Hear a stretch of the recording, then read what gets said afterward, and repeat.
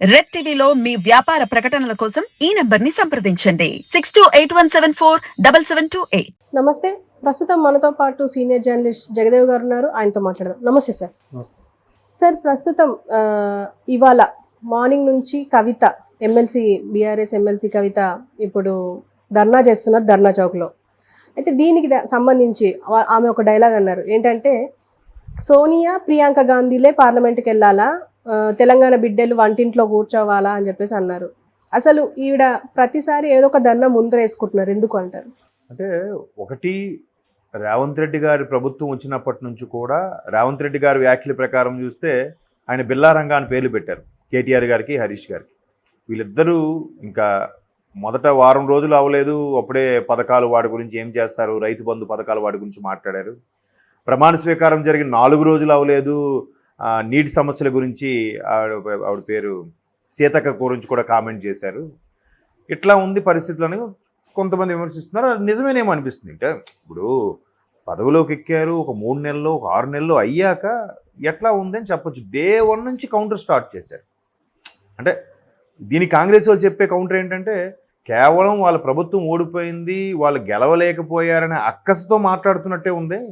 And more over మా పరిపాలన చూసి వాళ్ళకి భయం పట్టుకుంది, ఖచ్చితంగా వాళ్ళలో ఉండే లొసుగులన్నీ బయటపడతాయి అన్నట్టు కూడా కాంగ్రెస్ శ్రేణులు మాట్లాడుతున్నారు. దానికి తగ్గట్టుగానే వీళ్ళు కూడా రోజుకోటి ఏదో ఒక అంశం బయటకు వస్తూనే ఉంది. ముందు ల్యాండ్ క్లోజర్లు, వెహికల్స్, తర్వాత గ్రూప్ 2 ఎంప్లాయీస్ ఎవరో ఇంటి దగ్గర నుంచి శాలరీస్ తీసుకుంటున్నారంట, ఆ తర్వాత గ్రూప్ 2 ఎంప్లాయీ నోటిఫికేషన్ ఎన్ని అవకతవకలు కానీ వాళ్ళ మీద చర్యలు తీసుకోలేదు. ఆ తర్వాత పెద్ద ఇష్యూ మేడిగడ్డ, తర్వాత నాగార్జునసాగర్ డ్యామ్కి అటు ఆంధ్ర పోలీసులు, తెలంగాణ పోలీసులు ఇది జగన్మోహన్ రెడ్డితో కుమ్మక్క ఏదో చేశారని అదొకటి. ఇలా రకరకాలుగా మళ్ళీ మొన్న కూల్చివేతలని, మల్లారెడ్డి గారికి సంబంధించిన కాలేజీలు కూల్చివేత, ఇదంతా కూడా ప్రభుత్వం కావాలని చేస్తుందని కానీ ఒక్కొక్కటిగా తీస్తుంటే బయటకు వస్తున్నాయి అవి. ఆ తర్వాత ఒక పబ్ విషయంలో డ్రగ్స్ దొరికాయని, అది జూబ్లీ 800 రాడిసన్ క్లబ్ సంబంధించి కేటీఆర్ గారు బాంబర్ది అందులో ఉన్నారని కూడా కొన్ని వార్తలు వచ్చాయి.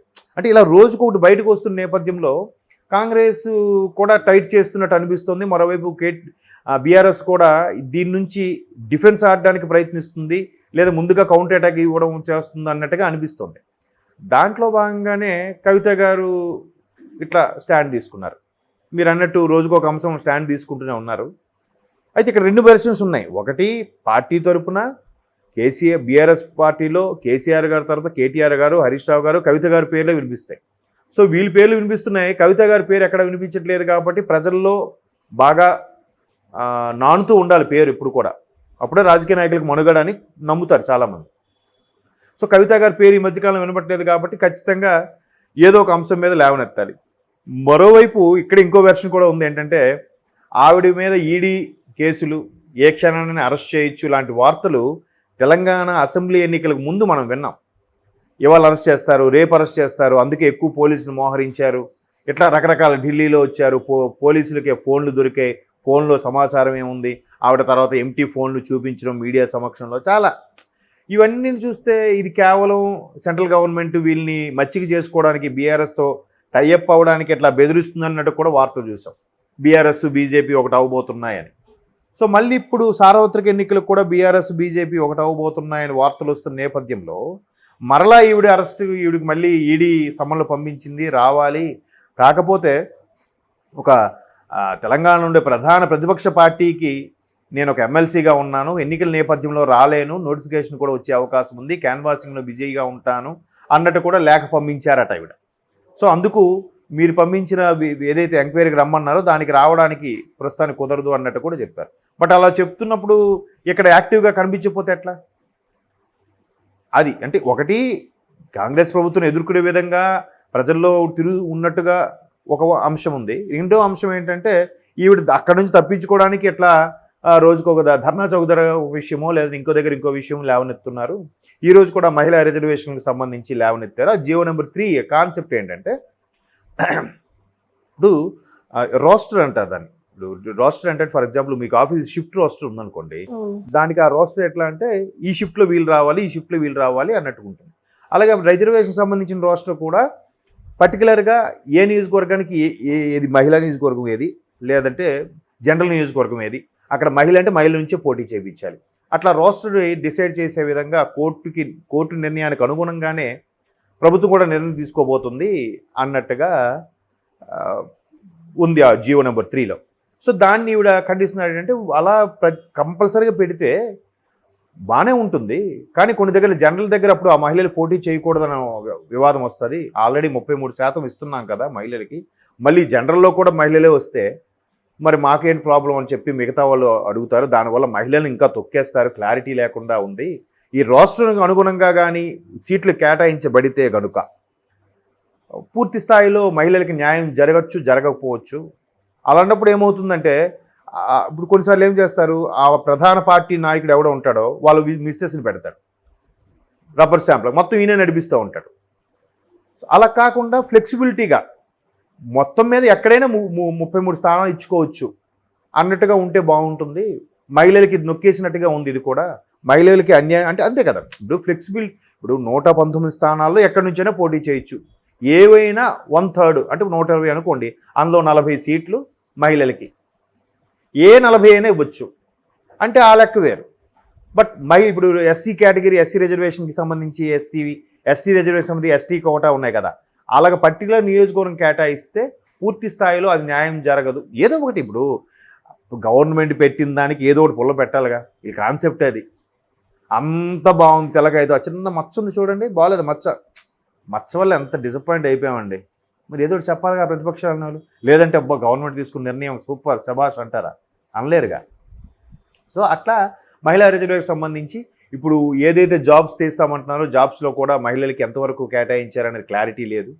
ఆవిడ చూడండి, మరి గత ప్రభుత్వంలో జాబ్సే తీయలేదు, మరి అప్పుడేం మాట్లాడలేదు. ఇప్పుడు ఏదో తీస్తున్నారని అంటే మహిళలకు తీయలేదని మళ్ళీ ఇదొక పాయింట్. అంటే ప్రభుత్వం అనేది దాన్ని ఏమంటారంటే కోడిగుడ్డు మీద వెంట్రుకలు పీకడం అంటారు. ప్రభుత్వం ఒకవేళ నిజంగా మంచి చేసినా ప్రతిపక్షం అనేది ఏదో ఒకటి పాయింట్అవుట్ చేస్తుంటుంది, చెయ్యాలి కూడా, చెయ్యాలి. ఎప్పుడు అది న్యాయబద్ధంగా ఉండాలి, మనకు అర్థమయ్యేలా ఉండాలి. అరే కరెక్టే, ఇప్పుడు రైజ్ చేసిన పాయింట్ వాస్తవమే, గవర్నమెంట్ ఈ పాయింట్ విస్మరించింది, సో ప్రతిపక్షాలు కూడా ప్రజల కోసమే పనిచేస్తున్నాయి, బాగుంది అనిపించాలి. కానీ కావాలని నాకు చెప్పిన కోడిగుడ్డు మీద వెంట్రుకలు పీకినట్లా ఉండకూడదు. అసలు ఉద్యోగాలే లేవు గత ప్రభుత్వంలో అని అదే పెద్ద నిరసన కదా అప్పట్లో. మరి ఇప్పుడు ఇది వీళ్ళేదో ఉద్యోగాలు వేస్తారంటే దాంట్లో మహిళలకి సముచిత స్థానం కల్పించలేదని ఇప్పటి నుంచే ధర్నా చేస్తే అర్థం ఏంటి? మీరన్నట్టు ఆ రెండో వెర్షన్ డౌటే వస్తుంది. ఖచ్చితంగా ఈడీ సమన్లు ఇచ్చింది కాబట్టి అక్కడికి వెళ్లకుండా ఉండేందుకే ఇలా ధర్నా చేస్తున్నారా అనే సందేహం అందరికీ వస్తుంది. నేనేమనుకుంటున్నానంటే దాంతోపాటు అదేంటే స్వామి కార్యము స్వకార్యం అన్నట్టుగా, ఒకటి ఈడీ నుంచి ఎంక్వైరీ నుంచి తప్పించుకుంటుంటుంది, రెండోది ప్రజల్లో కొద్దిగా పేరు తెలుస్తూ ఉంటే కవిత మన కోసం చేస్తున్నారా, ప్రతిపక్షంలో కూడా మన కోసం పాటుపడుతున్నారా, తెలంగాణ జాగృతి అధ్యక్షురాలు కదా, జాగృతం చేయడానికి ఇదవుతున్నారు కదరా అనే కూడా ఒక లైట్ ఫోన్ లేకపోయినా ఎవరు వార్తల్లో నిలుస్తున్నారు కదా, అదే కావాలి. ఎందుకంటే రేపొద్దున మళ్ళీ ఆవిడ ఎమ్మెల్సీ నుంచి ఇక్కడ ఎక్కడైనా లోక్సభకు పోటీ చేయొచ్చేమో కదా, చెప్పలేం కదా. ఇంకా బీఆర్ఎస్ ఏవో టికెట్లు అనౌన్స్ చేయలేదు, గతంలో కూడా పోటీ చేశారు కోర్స్, అప్పుడు రైతులు అందరూ కలిసి ఓడించారు. కరీంనగర్ నుంచి అక్కడ నుంచి నిజామాబాద్ నుంచి నిజామాబాద్ పోటీ చేశారు అనుకుంటున్నాను. రైతులు ముందే చెప్పారు ఆవిడ పోటీ చేస్తే ఖచ్చితంగా ఓడిస్తాం, మాకు అప్పుడే వ్యతిరేకత స్టార్ట్ అయ్యింది పసుపు బోర్డు వల్ల అప్పుడే వ్యతిరేకత స్టార్ట్ అయ్యింది. అది అట్లాగా ఇదయింది. మొత్తానికి కాంగ్రెస్ గవర్నమెంట్ వచ్చింది, బీఆర్ఎస్ పోయి. సో కవిత గారి కాన్సెప్టు అలాగా ఉండొచ్చు, ఇలాగా ఉండొచ్చు. సో నేనైతే 2 వెర్షన్స్కి ఓటేస్తాను. మీరు అన్న డౌట్ కూడా నాకు మేబీ అనిపిస్తుంది. ఎందుకంటే ఆవిడకి అసెంబ్లీ ఎన్నికల ముందు కూడా అరెస్ట్ అనుకున్నారు, మళ్ళీ అవ్వలేదు. మళ్ళీ ఇప్పుడు కూడా అరెస్ట్ అని అన్నారు, ఆవిడకి ఆల్రెడీ రమ్మని అన్నారు కానీ వెళ్ళలేదంట. మళ్ళీ ఇప్పుడు ముందుకు లోక్సభ ఎన్నికలు ఉన్నాయి, దాన్ని కూడా వేరే చేసుకుని చెప్తారు కదా, ఎట్లా ఉన్నా మేము ప్రధాన పార్టీ, మొన్నటి వరకు మా పార్టీ ముఖ్యమంత్రిగా ఉండేవారు, ఇప్పుడు మళ్ళీ అవదు, ఎన్నికల తర్వాత ఎప్పుడో వస్తామని చెప్తారు. ఎన్నికల తర్వాత ఏమైనా జరగచ్చు, ఆ ప్రభుత్వం ఉండొచ్చు, సెంట్రల్లో మారిపోవచ్చు. అలాంటప్పుడు మళ్ళీ వీళ్ళు సేఫ్ జోన్ కదా, మళ్ళీ ఎప్పుడో చూద్దాం. ఆ ప్రభుత్వం పడని ప్రభుత్వం ఎవరో వచ్చి మళ్ళీ పుల్ల పెట్టి మళ్ళీ ఫైల్ మూవ్ చేస్తే మళ్ళీ పిలుస్తారు, మళ్ళీ మామూలే.